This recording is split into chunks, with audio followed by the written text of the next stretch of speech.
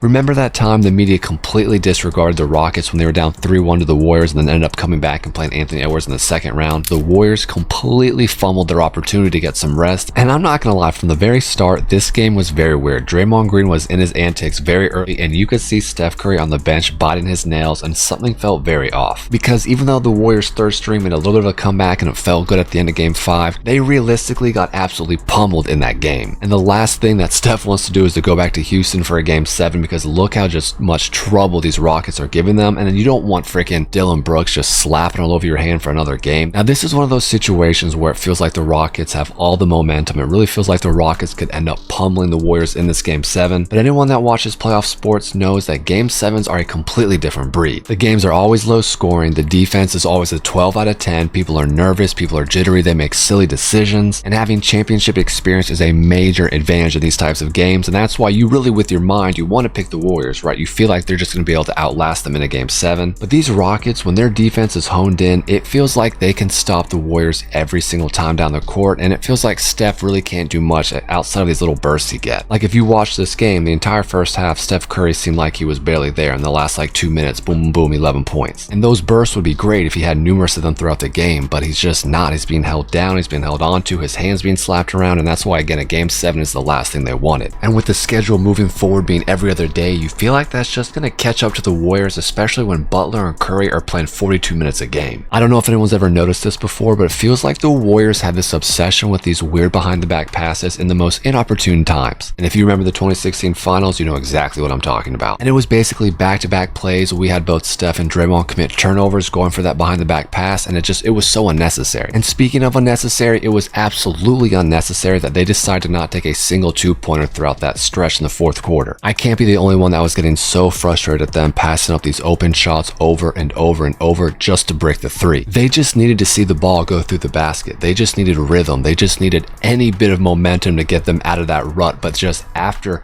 every single shot that went up, brick, brick, brick. And I noticed the commentators kept making these statements about how the Warriors used to make these historic comebacks super fast, but the reality is those days are gone. When Klay Thompson walked out that door, you lost the second greatest three-point shooter ever, which means those swings just aren't as common anymore. Steph Curry can't do it all by himself. And this is a prime example of why the NBA can be tough to watch. I mean, they were literally driving to the hoop, wide open layup, dish out for the three, and then they missed it. It's not the most entertaining form of basketball. And I hate to say it, but this is exactly what Kobe Bryant talked about when he said people are just playing meaningless basketball and then looking for the wide open three. And I know this was a desperate situation. I know they were trying to come back, but they left so many points there on the table that probably would have brought them a bit closer there at the end. Now, when it comes to Game 7, my heart is telling me the Rockets, right? It seems like they have all the momentum. It seems like they have the youth, the energy, but my mind, it's telling me the Warriors. I do think we're due for a massive Steph game, and with Jimmy Butler just driving to the hoop, drawing a bunch of fouls, getting free throws, I think that'll be enough to propel them forward. Enough to win the second round? I don't know about that, but we'll talk about that if we get there. They've just been here before, and outside of Fred VanVleet, who's obviously proven he can win these Rocket games, the championship medal of Steph, Butler, Draymond, I think it's just going to be too much. My guess for the score is going to be 92-88 Warriors. Alright, that's enough yapping for today.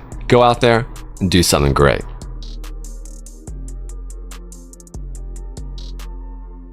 You can pick one of these videos if you want. You should.